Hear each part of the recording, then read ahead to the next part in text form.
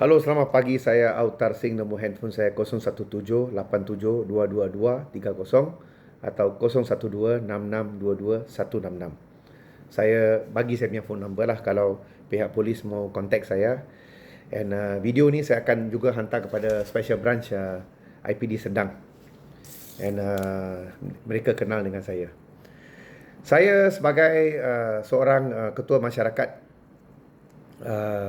di Puchong, saya pernah jadi ahli majlis, saya pernah jadi ahli ketua bahagian MIC Puchong, ketua penerangan MIC Selangor, dan juga pegawai khas kepada Adun lah, Datuk Satim, Adun Seri Sedang dululah.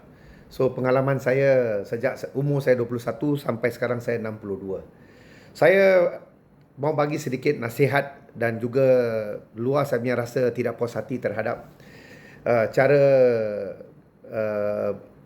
Bukit Aman dua jabatan dekat sana, satu ketenteraman awam dan satu lagi ialah Special Branch, cawangan Special Branch.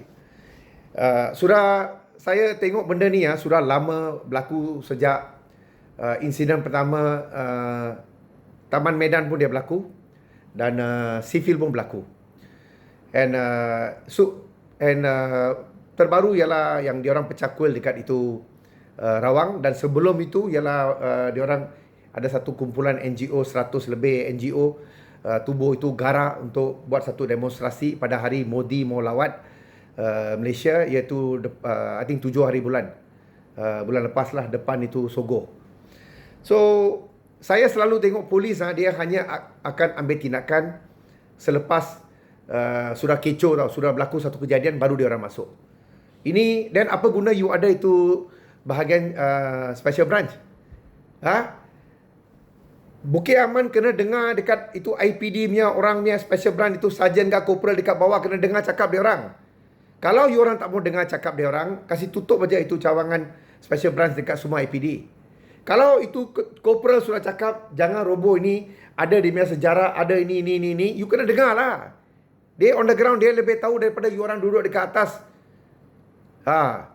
See sekarang you tengok itu contoh Rawang, kuil Hindu yang diroboh. Diorang boleh buat dekat TikTok, boleh buat dekat Facebook, kumpul duit mau beli satu JCB untuk pergi roboh. Kenapa masa tu diorang tak nak pergi tangkap?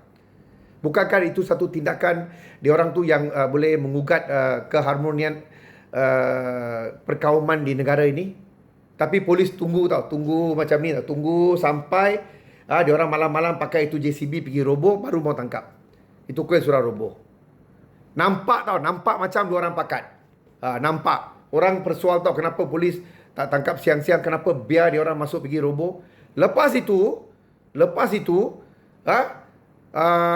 sudah kena tangkap, sudah keluar, dibebaskan, tak tahu cas ke tidak, kita pun tak tahu.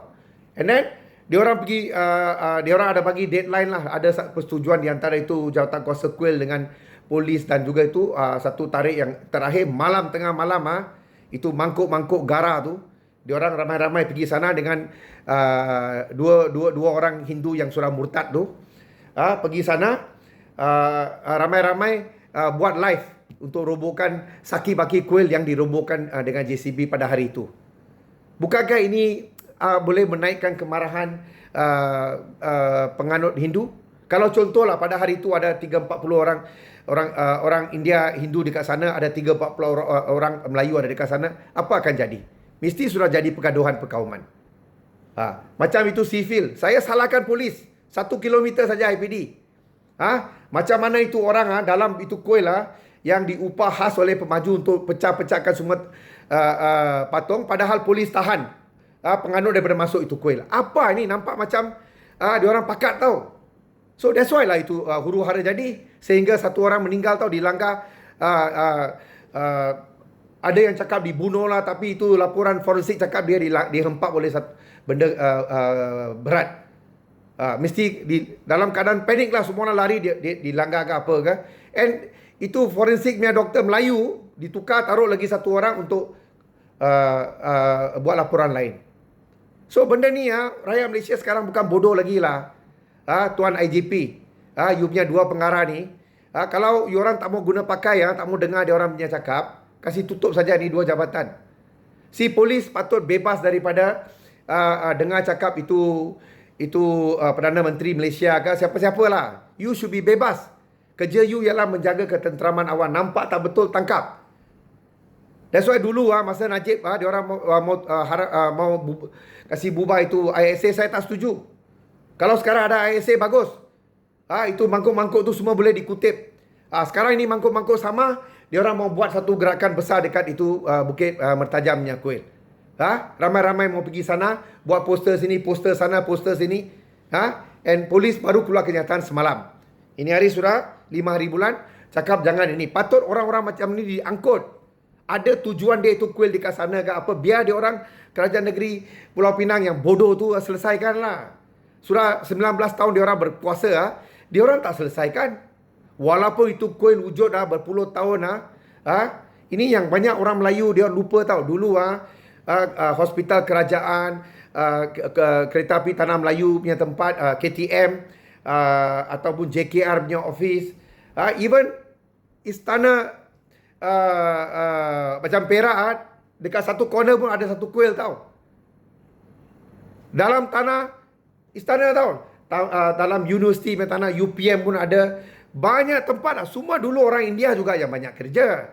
So dia pun macam orang Melayu lah, sebelum buat satu kerja dia orang berdoa, orang Islam berdoa, orang India pun berdoa. Dia masuk mau pergi potong getah, dia akan ada satu shrine kecil punya tokong kecil tu. Dia taruh lampu dekat sana, dia berdoa lah supaya tak mau ditimpa apa-apa bala. Itu dia orang punya style lah, macam orang Cina juga. Bila nak buat satu bangunan kan, nak buat apa-apa, dia ada dia punya shrine kecil tu. Masing-masing ada dia orang punya cara lah. Kalau benda tu tempat tu sudah tak sesuai sekarang, pada zaman sekarang, kena pindah lah. Saya pernah pindahkan 7 kuil, 2 Gurdwara dan 1 Buddhist temple. Saya pernah buat. Satu masjid pun saya ada pindahkan. Ini yang hari ni saya mau buat video ni, walaupun akaun saya sudah ditutup oleh ini kerajaan Pakatan Harapan. Semalam saya punya akaun TikTok sudah ditutup. Tiada kebebasan bersuara di Malaysia sekarang. Ini pun mungkin akan ditutup. Tapi tak apa. Saya minta PDRM tolong alert. Tolong alert. Even Taman Medan punya kes pun, kalau polis cepat bergerak hari tu takkan jadi. Itu. Maybe saya tak tahulah apa tujuan sekarang Anwar Ibrahim pun pergi buat itu kenyataan ada tempat-tempat ibadat bukan Islam, kalau yang tidak mematuhi, dia bagi green light kepada PBT untuk ambil tindakan. Itu kenyataan bodoh tau. Itu satu kenyataan bodoh oleh satu Prime Minister bangang. Ini saya cakap openly, saya tak ada takut. Sebagai seorang Prime Minister yang baik, dia patut cakap kita adakan satu jawatan kuasa, tengok cara-cara macam mana mau pindahkan yang perlu dipindahkan, selesai itu isu dengan cara yang baik. Itu satu PM yang baik.